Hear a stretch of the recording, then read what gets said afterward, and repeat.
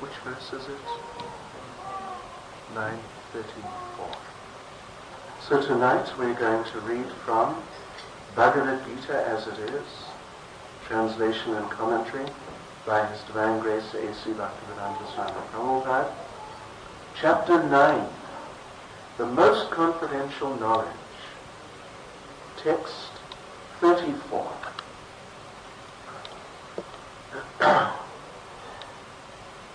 This is a very well-known verse, and a very important verse. Probably some of you are quite familiar with it.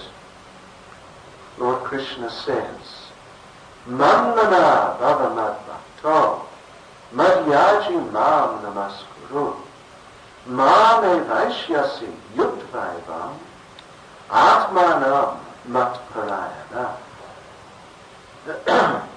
Engage your mind always in thinking of me. Become my devotee. Offer obeisances to me and worship me. Being completely absorbed in me, surely you will come to me. Perhaps we can repeat this verse responsively. You can repeat after me. Engage your mind always. Engage your mind always. In thinking of me. In thinking of me. Become my devotee. Become my devotee. Offer obeisances to me. Offer obeisances to me. And worship me. And worship me. Being completely absorbed in me. Being completely absorbed in me. Surely you will come to me. Surely you will come to me. Purport by Srila Prabhupada. In this verse, it is clearly indicated that Krishna consciousness is the only means of being delivered from the clutches of this contaminated material world. Sometimes, unscrupulous commentators distort the meaning of what is clearly stated here, that all devotional service should be offered to the Supreme Personality of Godhead, Krishna.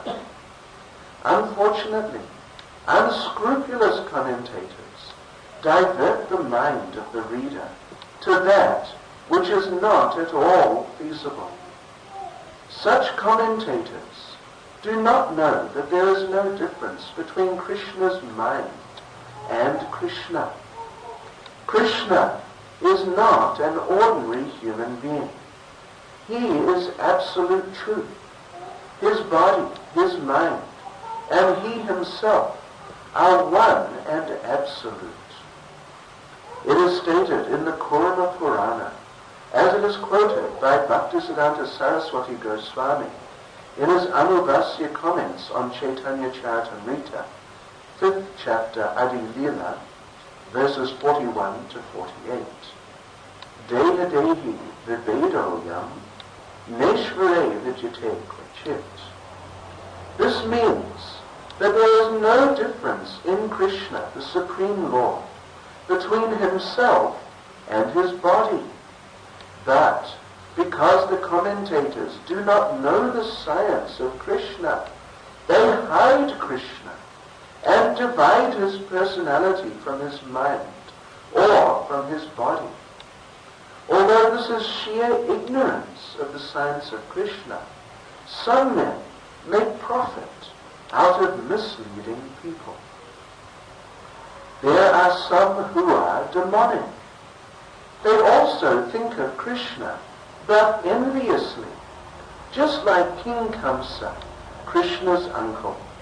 He was also thinking of Krishna always, but he thought of Krishna as his enemy. He was always in anxiety, wondering when Krishna would come to kill him.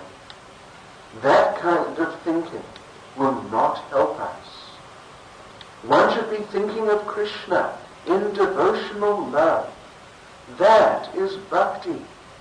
One should cultivate the knowledge of Krishna continuously. What is that favorable cultivation? It is to learn from a bona fide teacher. Krishna is the Supreme Personality of Godhead, and we have several times explained that his body is not material, but is eternal, blissful knowledge. This kind of talk about Krishna will help one become a devotee. Understanding Krishna otherwise, from the wrong source, will prove fruitless. One should therefore engage his mind in the eternal form, the primal form of Krishna, with conviction in his heart that Krishna is the Supreme. He should engage himself in worship. There are hundreds of thousands of temples in India for the worship of Krishna, and devotional service is practiced there. When such practice is made, one has to offer obeisances to Krishna. One should lower his head before the deity and engage his mind, his body, his activities, everything. That will make one fully absorbed in Krishna without deviation. This will help one transfer to the Krishna Loka. One should not be deviated by unscrupulous commentators. One must engage in the 9 different processes of devotional service, beginning with hearing and chanting about Krishna. Pure devotional service is the highest achievement of human society. The 7th and 8th chapters of Bhagavad Gita have explained pure devotional service to the Lord that is free from speculative knowledge, mystic yoga, and fruitive activities. Those who are not purely sanctified may be attracted by different features of the Lord, like the impersonal Brahmajyoti and localized Paramatma. But a pure devotee directly takes to the service of the Supreme Lord. There is a beautiful poem about Krishna in which it is clearly stated that any person who is engaged in the worship of demigods is most unintelligent and cannot achieve at any time the supreme award of Krishna. The devotee in the beginning may sometimes fall from the standard, but still he should be considered superior to all other philosophers and yogis. One who always engages in Krishna consciousness should be understood to be a perfectly saintly person. His accidental non-devotional activities will diminish, and he will soon be situated without any doubt in complete perfection. The pure devotee has no actual chance to fall down, because the Supreme Godhead personally takes care of his pure devotees. Therefore, the intelligent person should take directly to the process of Krishna consciousness and happily live in this material world. He will eventually receive the supreme award of Krishna. Thus end the Bhaktivedanta purports to the 9th chapter of Srimad Bhagavad Gita in the matter of the most confidential knowledge. Mammana bhavavat bhakto madhyaji mahamaskuru mame vaishyasi yuktvaivam atmanam mat parayana. Engage your mind always in thinking of me. Become my devotee. Offer obeisances to me and worship me. Being completely absorbed in me, surely you will come to me. Om Jnanatamanandasya Jnananjanashalakaya Chakshuramanatamiena Tasmai Shri Gurave Namaha Shri Chaitanya Manobishtam Stapitam Yena Bhutale Swayam Rupakadamayam Dadati Swapadam Vajakalpatarubhyas Chakrivas Sindhivyevacha Aditanam Bhavanebhyo Vaishnavebhyo Namo Namaha Shri Krishna Chaitanya Prabhu Nityananda Shri Advaita Gadadhar Shri Vasati Gaura Bhakta Vrinda Hare Krishna, Krishna Krishna, Hare Hare, Hare Rama, Rama Rama, Hare Hare. I just returned from Russia.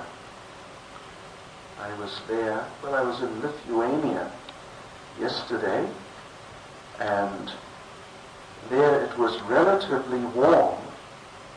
It was about 6 degrees. But before that, in Moscow, a few days before, it was -3, -4, which is not so low for them. It was snow. It was snow there. And not really fit for human habitation, actually. This is really the situation. Somehow people have moved there. Actually, Srila Prabhupada explains that when Lord Parasuran Here's one Shaktivesh incarnation, one incarnation, empowered incarnation of Lord Krishna.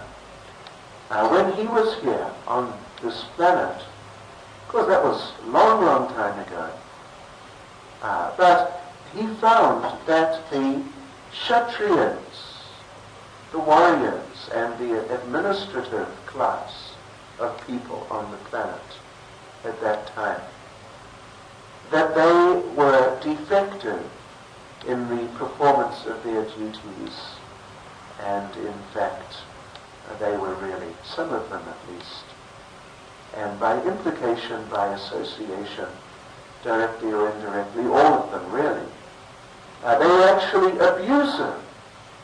They were abusive of their authority and their position in life. So he decided that these Kshatriyas, they are really offensive, and what they're doing is destructive to the proper standards of society, and therefore destructive to society itself. So he decided, let me punish them and teach them a lesson, or even really, he just became so disturbed, or he was so concerned about their offensiveness, he decided to kill them all. Yes. So, that is a bit of a long story, but he went on an amazing rampage. Krishna says in Bhagavad Gita, Yada yada hi dharmasya glanir bhavati bharata, that whenever and wherever there's decline in religious practice and a predominant rise of religion, I descend myself, paritranaya sadhunam vinashaya cha duskritam dharma samstapanataya sambhavami yuge yuge, in order to deliver the pious and annihilate the miscreants, as well as to re-establish the principles of religion. Krishna says, I advent myself millennium after millennium. So, Lord Parasuram, he is also an incarnation of Krishna. Shaktivesh, empowered incarnation. And he saw that the principles of Dharma were under severe, they were under attack really from these disqualified people, and that these rogues actually were just taking advantage of their positions and exploiting the people and abusing the people and the resources. So he decided to destroy them. And just like Krishna, every day, when Krishna was herding the cows, every day he would kill a demon, or actually a number of demons. This is vinashaya cha duskritam. Those ungodly, anti-godly, and offensive, nasty people, exploitative people. Krishna, every day, there's Srila Prabhupada, in fact, gives a description in one purport in the 10th canto of Srimad Bhagavatam, how Krishna and the cowherd boys, they would go out every day herding the cows, just like we have the big picture over the stairway there at the back. Krishna and Balaram are there with one cow. So they would be out there, and every day, just before lunch, just at the very beginning of the afternoon, so now, it was almost uncanny, but every day some demon would come and attack Krishna or Balaram or the cowherd boys. And Krishna would kill that demon. Then when Krishna had killed that demon, everyone knew, now it is time for lunch. That was the signal. It was just like clockwork, practically. Every day. It would happen like that. And so they just got into a routine. Oh, the demon is dead. Oh yes, time to lunch. And then later in the afternoon, perhaps 4 or 5 o'clock or so, they would be continuing on with their cow-herding and playing pastimes. And again, in the most uncanny way, some other demon would just appear on the scene and try to attack them. And Krishna would kill him. Every day, without fail. And as soon as that demon was dead, then everyone knew, time to go home. Sri Sri Nitai Gaura Hari Ki.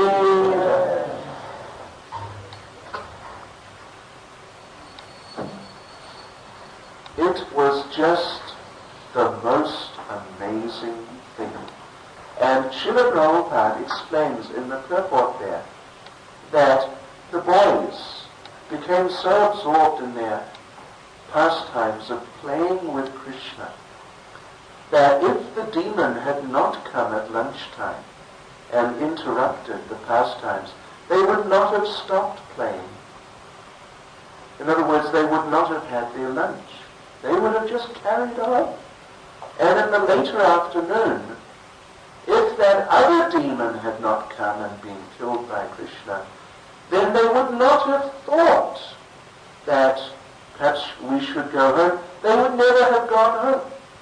They would have just carried on playing.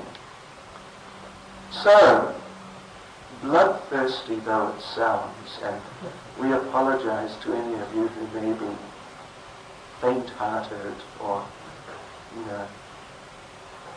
like Arjuna was feeling at the beginning of Bhagavad Gita. He just couldn't tolerate that some people will be killed. So anyway, but actually it is a fact that the pastimes of destroying the demons, they are prominent. They're prominent in the pastimes of the Lord. So anyway, we were talking about Russia. And my point here is that Lord Parasaram, he went on this amazing rampage against these fallen and somewhat even demoniac Kshatriyas and killed them. And then there was some left over, so he came around again, sweeping over vast areas through many countries. And so he came around again and killed them again. But he didn't get all of them. And then there were some children coming born from those who he had killed, but now the children were becoming adults.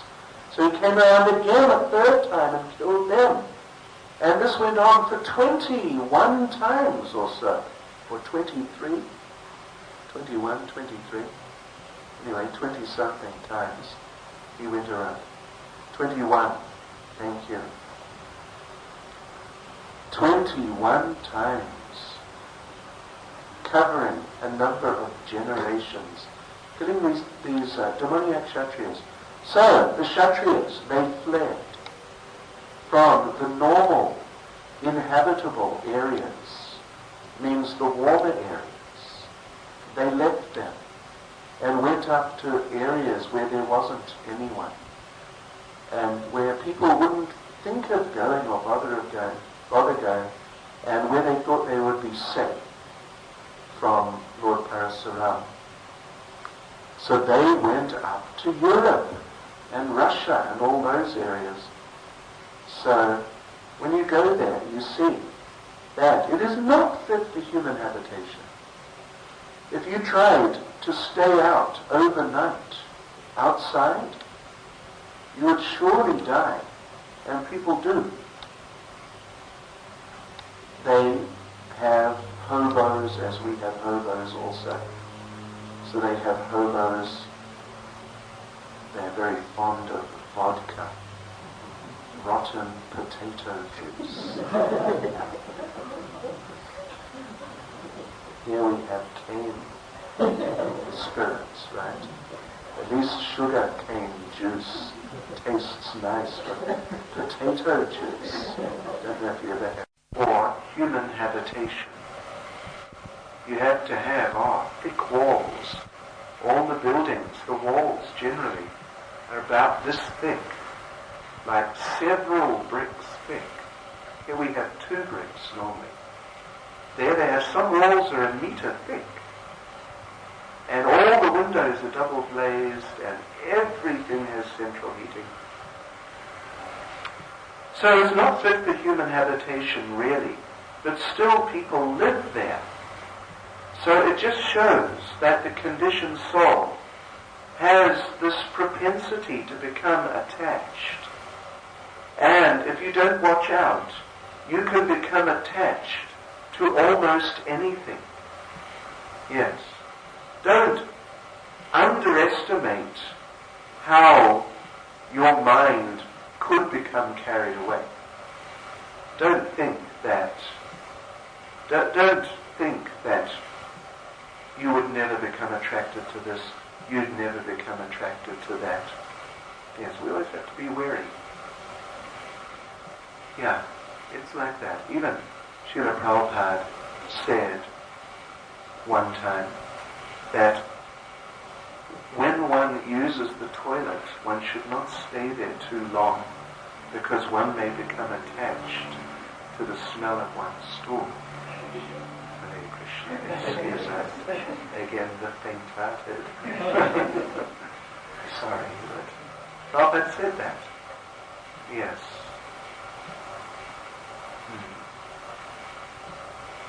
And he even talked, anyway, we won't talk about that, but it's possible, put it that way. It is not impossible, really. So it is possible to become attached to something or some condition of life, some situation in life that you would not normally expect to become attached to. You would think that this is not for me, I am different. But actually we have to be very, very careful. Otherwise, there are Indian people there. There are Indian people everywhere actually nowadays. And there are Indian people in Moscow. And even, Moscow, that's nothing. Even out of the way places that you've never heard of. Right out in Siberia, one place called Irkutsk. In Siberia where I go, it's like totally forgotten. Actually, people never heard of it to forget it. And those who did hear of it, they definitely forgot it. Most people never even thought about it. So, but there's some Indian people there doing business. And there, in midsummer, it gets up to plus 45. Sometimes it gets very, very hot. That's really hot. And in winter sometimes it goes down to minus 45. So there's a 90-degree range in, over a period of a few months, 6 months. But people can become attached. People can become attached. And when I go there, because to so many places in Russia, because I can speak little Hindi, and none of the Russian people, none of them can speak Hindi. I can speak a little Hindi to them, and this is really something quite exciting for them. So they tell me usually in Hindi, so the others can't understand how they don't like it, and it's too cold, and the people are like this and like that, and so on and so forth, and how they don't like it, but they're there. They're living there. So that is the statement, really. That is like the prime reality, that they're there. The second part is they say they don't like it, but they are there, which means they like it more than they don't like it. So yes, we shouldn't underestimate our ability to become attached. So therefore we should be very careful and guard ourselves. Krishna consciousness is like that. It is a process. How to become protected from the onslaught of the material nature. Well, first of all, how to become free of it. Because in the beginning we are caught by it. But once we take up spiritual life and we break free, then how to stay like that, how to stay protected and safe on the spiritual platform. This is very important. This is Krishna consciousness. Yes. And another interesting point is that Srila Prabhupada one time, he was back I think in 70 or 71. Srila Prabhupada went to Moscow in 1971. So, just before Srila Prabhupada went to Moscow, he was in Hawaii. Hawaii is something like a tropical paradise. That type of thing. Yes. At least as close as you get it. Just like, something like Mauritius. You know, it's very similar, but bigger. So, Srila Prabhupada was there. And the mango season was just starting. And the mangoes were becoming nicer and some very nice ones were coming through. So Srila Prabhupada was talking to the devotees about going to Russia, to Moscow. And in Moscow it was cold. It's almost always cold there. Well, 3 months in the year it's not so cold. Otherwise it's cold. So they're saying, oh, Srila Prabhupada, you know, it's so cold. And it's not good for your health, and so on and so forth. And one devotee said, one lady said to Srila Prabhupada, Srila Prabhupada, it's mango season is coming. So stay here. The mangoes will be very nice. Don't go to Russia. They don't have any mangoes there. So then Srila Prabhupada said one thing, which I'm sure many of you have heard, that preaching in the snows of Russia is sweeter than the sweetest mango. And it's true. It's really true. Because now they do have mangoes there. And I was there in Moscow, and it was -3, -4, and there was snow. It was just, everything was snow-covered. And we had some mangoes. And they were nice. Of course, offered to Krishna, so they were nice. But to preach, to talk about Krishna, to be in Krishna consciousness, and to worship Krishna and glorify Krishna like this is much nicer than even the nicest mangoes. Yes, so we experience that directly. Of course, to have nice mangoes offered to Krishna and preach in the snows of Russia, then you've got both. So somehow we have both. So that's very nice. Anyway, my point here really is that we have to be careful to become Krishna conscious and to protect our Krishna consciousness and not become, you could say, familiar with the process of Krishna consciousness. Familiar with the process of Krishna consciousness means that I have been a devotee now for some time, so I know what is Krishna consciousness, and I'm Krishna conscious. I chant my rounds and so on and so forth. So I'm okay. So therefore, I don't have to worry so much about being careful. I can relax a bit and take it easy and just kind of cruise along without being careful and discriminating in a transcendental, nice spiritual way about what to do and what not to do to maximize my Krishna consciousness and minimize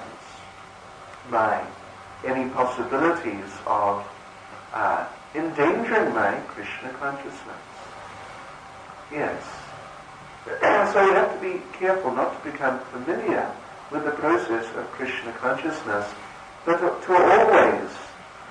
Srila Prabhupada said that for a devotee, the devotee should wake up every morning and think, today is going to be the last day of my life. And of course I know when the time of death comes, I have to remember Krishna. Because Krishna says, Yam yam vati smaran bhava, tyaja yate kalevaram, tam tam evati konteya, siddhartha bhava bhavita. Whatever state of being you remember, when you leave this body, when you die, to that state you will attain without fail. So Krishna says like that. And he also says that if you remember me, you will attain to me. Yes. So the devotee then, Srila Prabhupada said, should think, when the devotee wakes up every morning, the devotee should think, that today is going to be my last day. And what does that mean? It means I have to be particularly careful today. I really have to be on my toes today. Yes.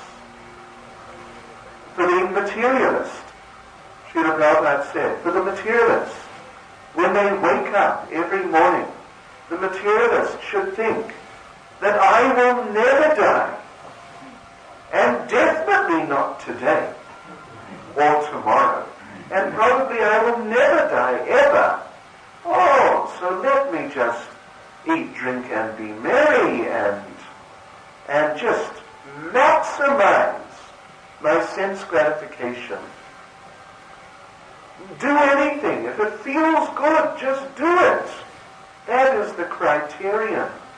The only criterion, if it feels good. So, for the materialists, if they do not think like that I'll never die, I can do what I like, I can do it my way, as the man said, I can just do anything. If they're not thinking like that, and if they actually look at the reality, people are getting old, I'm getting old. People are getting sick, I'm getting sick also. And it's sometimes tough, difficult to get ahead, and even some people die. If they become too much aware of the reality, then their enthusiasm that yes, let us do it, that enthusiasm will not be there. So in order to really gratify their senses and try to enjoy material life as much as possible, they should bluff themselves. That is what it is. They should just fool themselves that I'm never going to die. That now I'm 40, it's just getting better. Now I'm 50, it's getting even better. Now I'm 60, it's getting even better. I haven't got to that one yet. You know, it's just a matter of fooling yourself. That's all. It's just I can't imagine what it's going to be like when I'm 80. It's going to be fantastic. I saw last night, actually, as we were waiting to leave the airport in Zurich, there was a picture of one man. He was a mountaineer in 1929. There was one photo of him climbing the mountain, very robust young man, really, just in the prime of life. And a few days ago, he turned 100. Yes. There was a big difference. There was a photo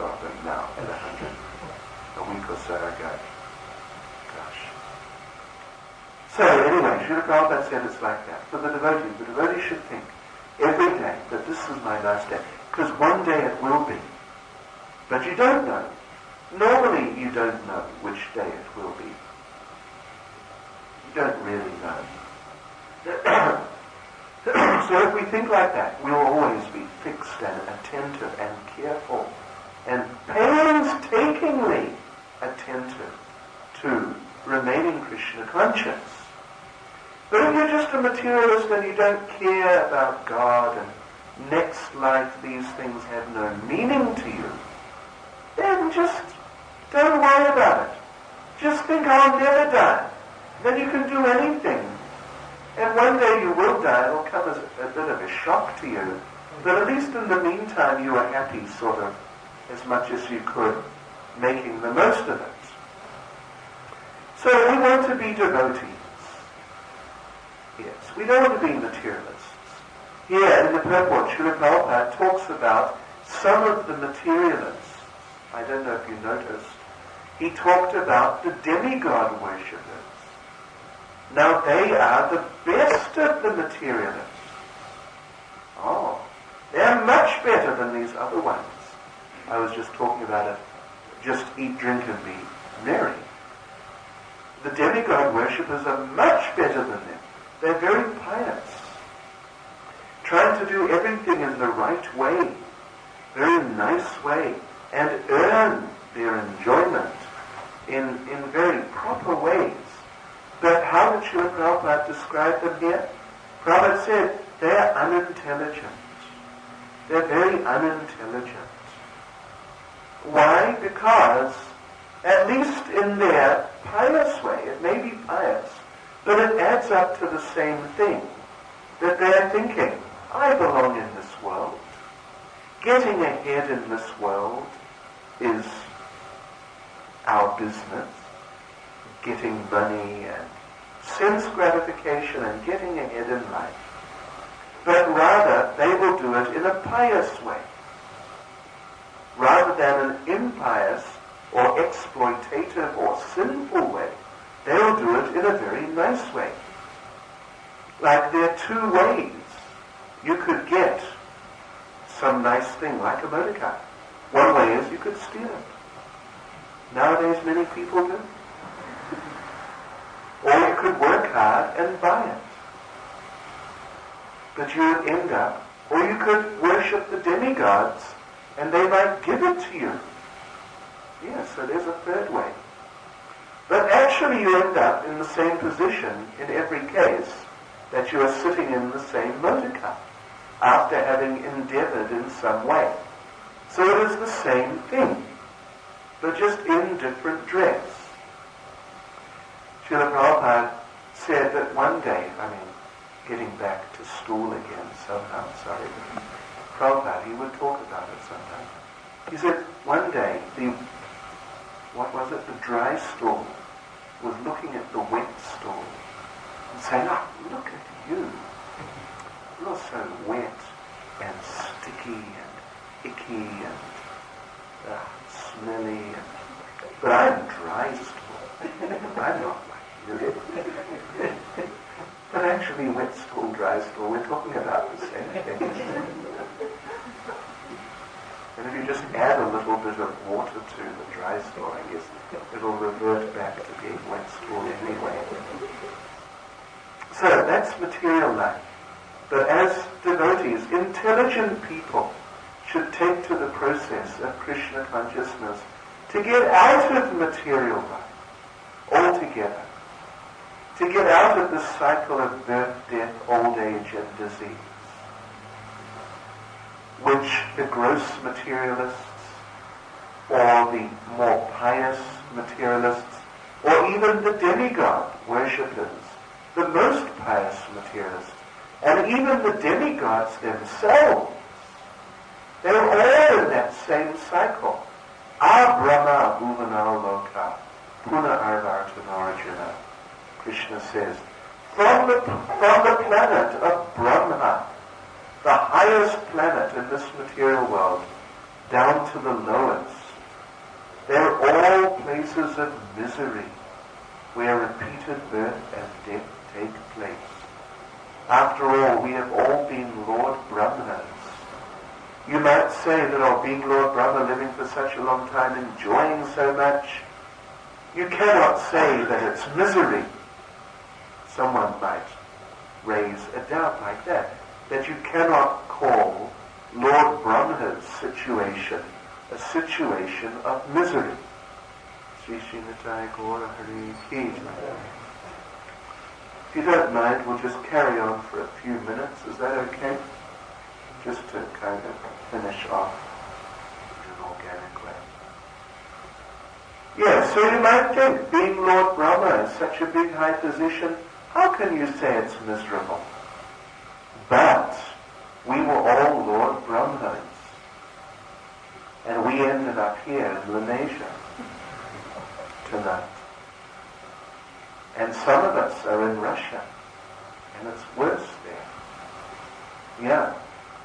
So, even though you were Lord Brahma, you ended up struggling here in Lanesia. So, therefore you can say that being Lord Brahma, that situation intrinsically involves suffering, because eventually you end up here. So Krishna is urging us here that we should take up the process of Krishna consciousness, completely absorb ourselves in Krishna consciousness. And then he says, if you do that, surely you will come to me. You will come to me. That means in the kingdom of God, beyond this material world, where life is eternal, full of bliss, and full of knowledge. That is Goloka Vrindavan. That is Vaikuntha, the spiritual world.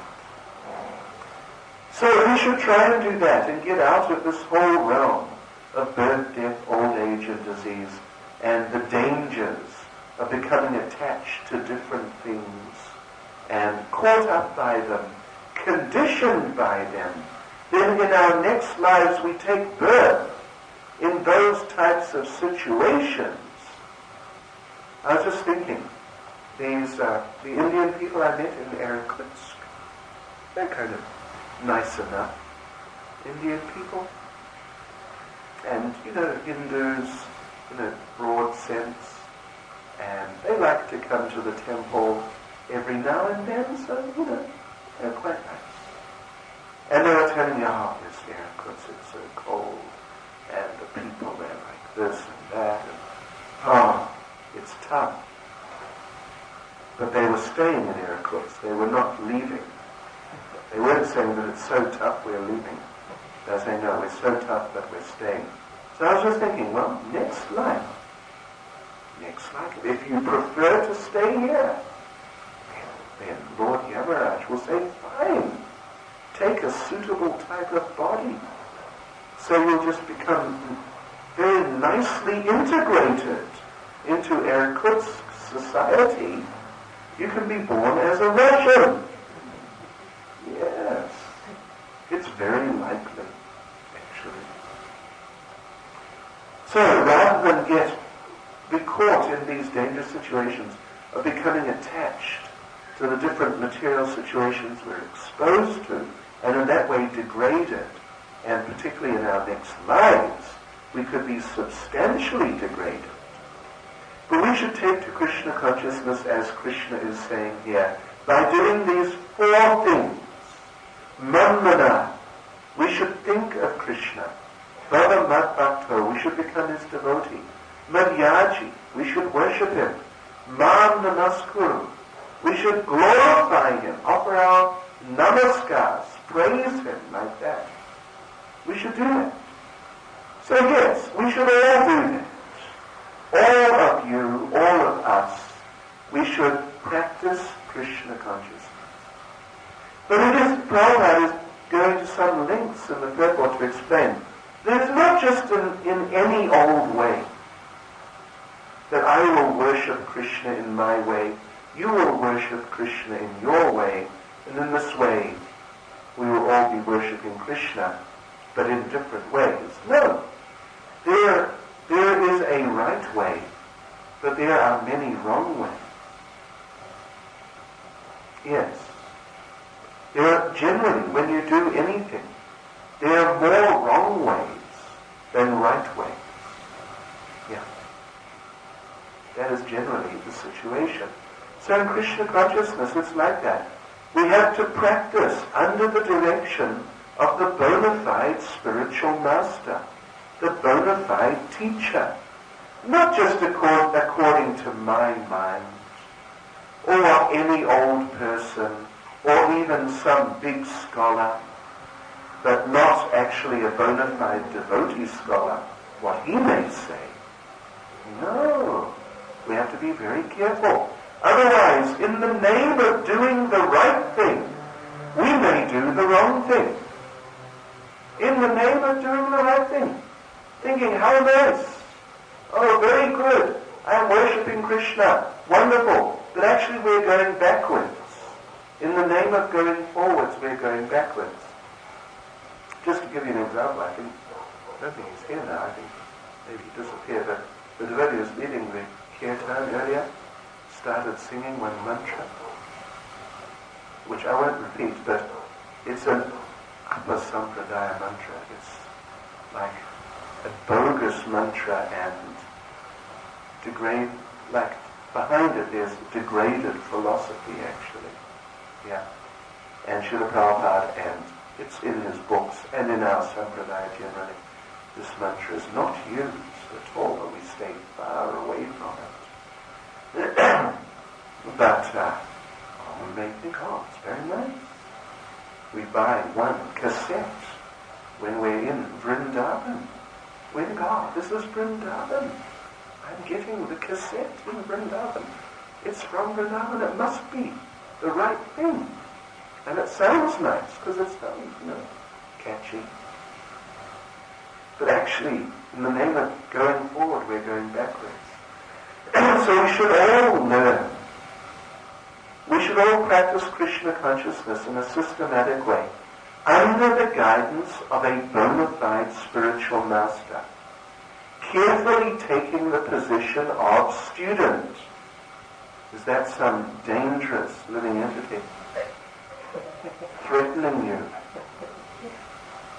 It probably weighs about a couple of grams. You weigh about, 40 kilos or something. Anyway, he's coming, you see, to hear about Krishna. That's his good fortune. So let us try and do it like that. First of all, we have to decide to do it, to become Krishna conscious. But then we have to decide to do it the right way and not the wrong way. Yes, otherwise, in the name of doing it the right way, we'll be doing it the wrong way and going backwards, committing offenses, and so on. So Srila Prabhupada, fortunately, has given us the right way. Everything is there. How to chant, how to worship the deity, maintain proper standards of cleanliness, proper standards of behavior, interpersonal relationships, and so on.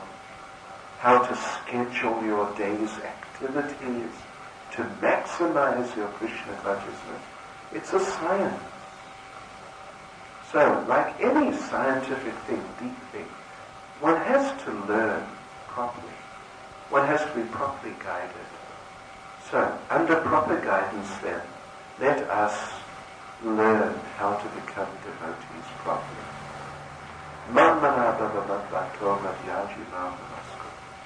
Think of Krishna, serve Krishna, worship Him, offer our homage to Him, and then we'll go to Him. But in the meantime also, we'll be very happy. We'll be very nice in Krishna consciousness. Hare Krishna. So it's getting, any question or comment? One, perhaps, or two? No? Okay. Srila Prabhupada